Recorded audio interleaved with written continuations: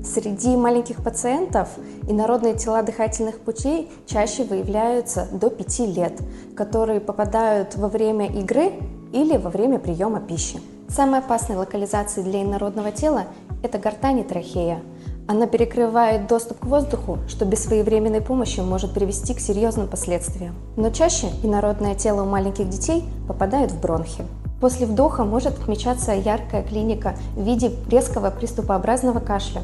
Однако после прохождения инородного тела через голосовую щель и фиксации в бронхах ребенку становится лучше.